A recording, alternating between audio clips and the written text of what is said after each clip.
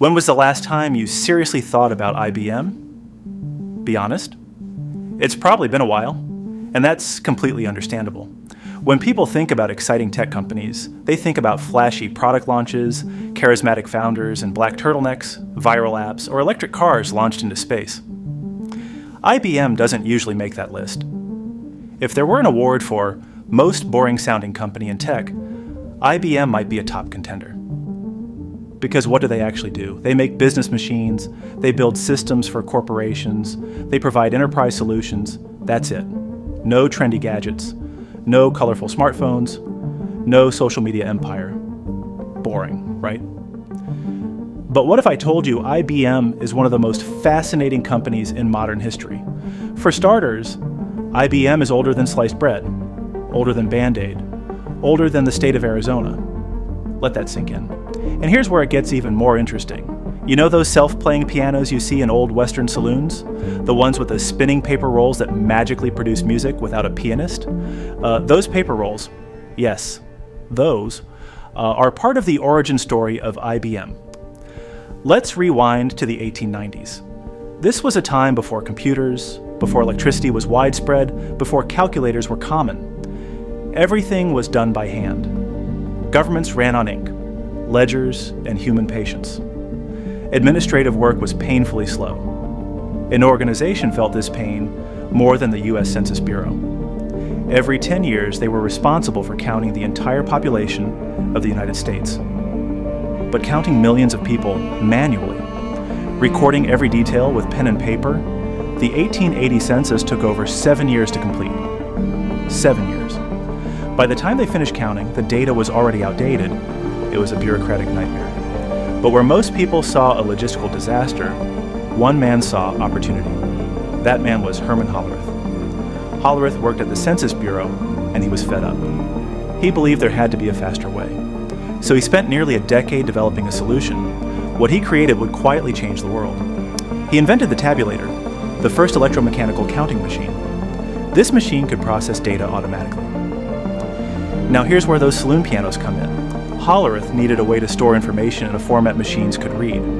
His first idea was inspired by those piano rolls. Paper strips with holes punched into them. The holes told the piano which notes to play. If holes could represent musical notes, why couldn't they represent data? The concept worked, but paper rolls were fragile and impractical for large-scale data. So Hollerith improved the system. He introduced punch cards, sturdy rectangular cards with holes punched in specific positions. Each hole represented information. It may look primitive today, but punch cards became the backbone of data storage for decades. In fact, they remained standard in computing all the way into the 1970s. Hollerith's tabulator dramatically sped up the 1890 US Census. What previously took years was completed in a fraction of the time. It was revolutionary. And Hollerith knew it. In 1896, he founded his own company to commercialize the technology. Census bureaus around the world lined up to use his machines. Governments, insurance firms, and railroads quickly adopted the system. He became wealthy. By 1911, when he sold his company, it was valued at over $2.3 million.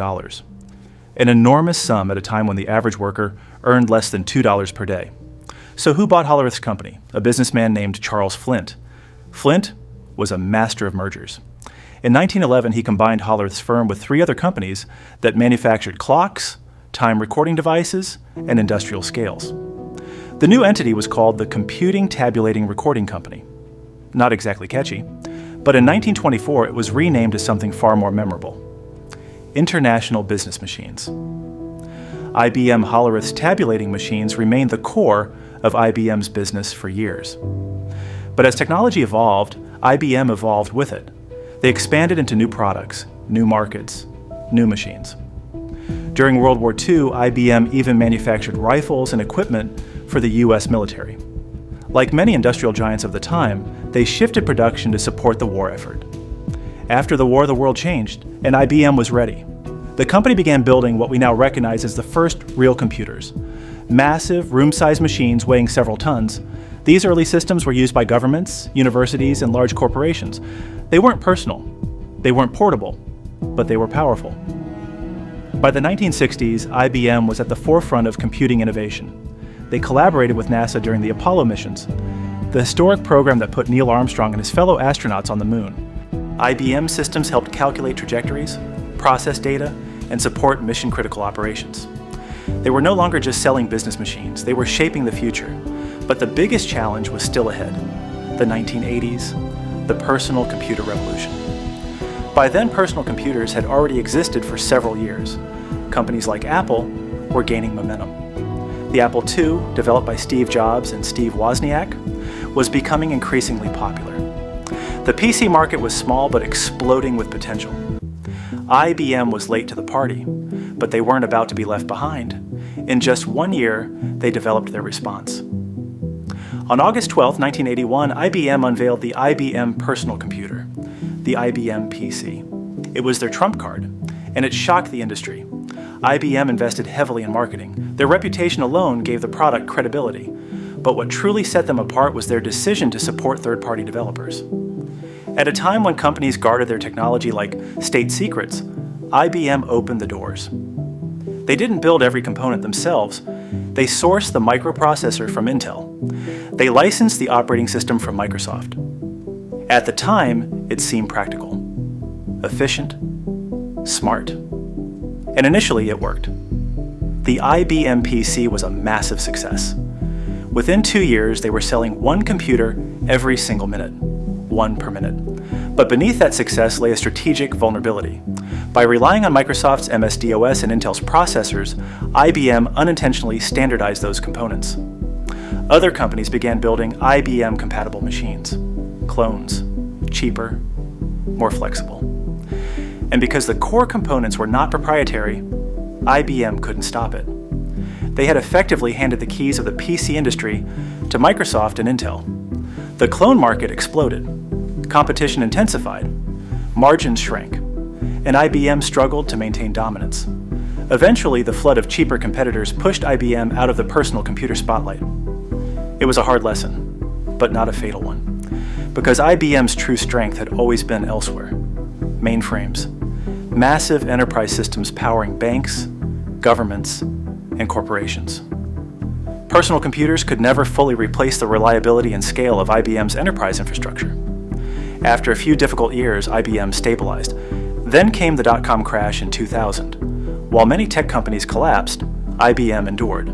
In fact, the crash benefited them. Why? Because IBM wasn't just a flashy internet startup. They were selling services, consulting, infrastructure, and long-term enterprise solutions. As companies scrambled to survive, IBM became the dependable IT partner. They transformed into the do-it-all technology provider for businesses worldwide. And remember when I said nobody owns an IBM computer anymore? Not exactly true.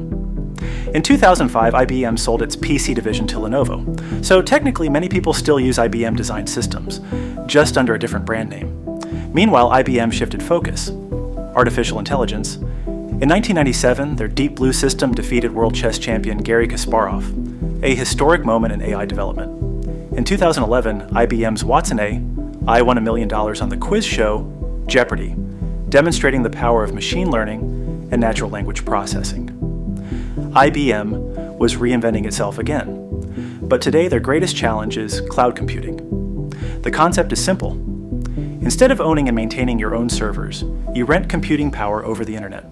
Massive data centers, powerful processors, unlimited storage.